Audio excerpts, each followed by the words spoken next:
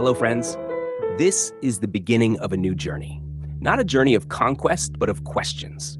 Not of kings and castles, but of taverns, ink-stained fingers, and whispered ideas in crowded rooms. What begins with murmurs will one day thunder across the world. And here, in the quiet corners of 13 British colonies, something ancient is being undone. The colonies, oh, they look like cousins at a dysfunctional family dinner. Massachusetts, with its Puritan pride. Virginia, proud and tobacco-stained. South Carolina, sipping its wealth on a silver spoon. And Pennsylvania, well, Quakers, liberty, and a certain Franklin who can't keep still. They are British, yes. Proudly so, most of them. They cheer the king's victories and toast the crown. But they are also not British. Not quite. Not anymore. There is a wildness to their streets, a freedom in their labor, a rhythm to their speech. They are Englishmen, seasoned with wilderness and ambition. But what makes this stew boil? Ideas. From across the Atlantic comes a strange breeze, the Enlightenment. Europe is in a philosophical fever. Thinkers like Locke, Rousseau, Montesquieu are tossing around words like liberty, equality, and natural rights, like they're playing a game of catch at a royal banquet. And somehow those ideas slip across the sea into pamphlets, sermons, and letters. They pass from educated elites to tavern gossip. Government by consent, right to revolt. Dangerous words, delightful ones.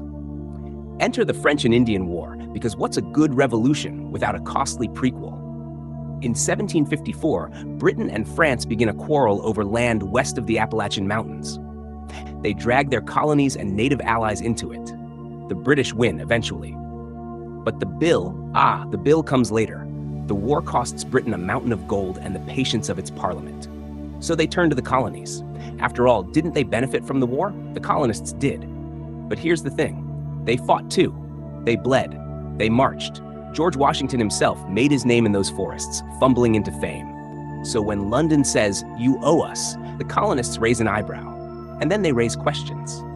Meanwhile, colonial society is buzzing. Cities like Boston and Philadelphia grow fat on trade. There are farmers, merchants, blacksmiths, enslaved workers, preachers, printers, and an army of opinionated town criers.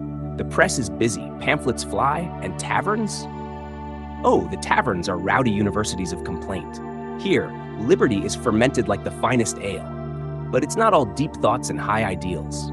A man in Virginia might talk about liberty one minute, then return to his plantation where dozens of people are enslaved. A Boston merchant might speak of fairness while dodging every tax he can. This is no pure world. It is a messy, complicated, beautifully flawed petri dish of rebellion. The tension is not yet fire, but you can smell the smoke. And what is that smoke swirling in the distance? A stamp, a tiny stamp. Not a bullet, not a cannon, but a tax. A piece of paper that will cost pennies and ignite tempers. Yes, next time, we step into the year 1765. Parliament raises its ink-stained hand, and the colonies respond with fury, flames, and the first coordinated sparks of rebellion. So get ready, because revolutions don't begin with battles, they begin with whispers. And the whisper just became a growl.